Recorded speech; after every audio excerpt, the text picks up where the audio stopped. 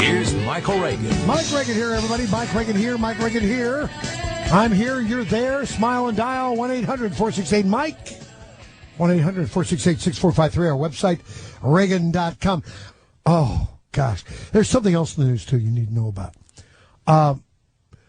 There are troops in Iraq who are probably going to be getting more than letters.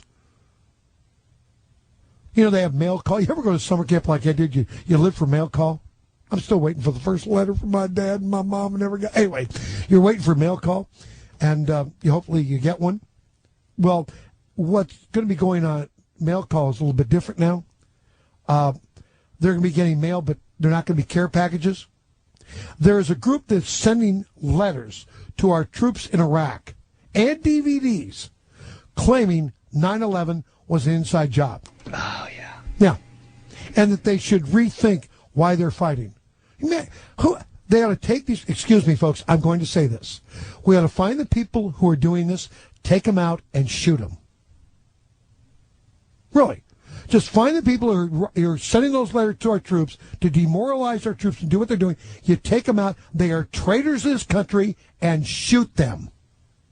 You have a problem with that? Deal with it. But anybody who would do that doesn't deserve to live. You shoot them. You call them traitors. That's what they are. And you shoot them dead. I'll pay for the bullet. Mark Dice, the founder of The Resistance, which he calls a media watchdog group, says that the U.S. government was responsible for the September 11th terrorist attacks and that the armed forces should know it. People want the facts. The Marines are hungry for the truth. What got them there in Iraq? Why are they risking their lives? And we're going to help them understand that. So he's going to send letters and declassified government documents that he says can prove the government's responsibility for the terrorist attacks that killed nearly 3,000 people. And he's urging others to do the same.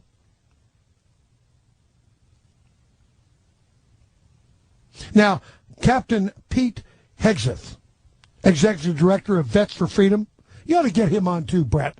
I'm on it.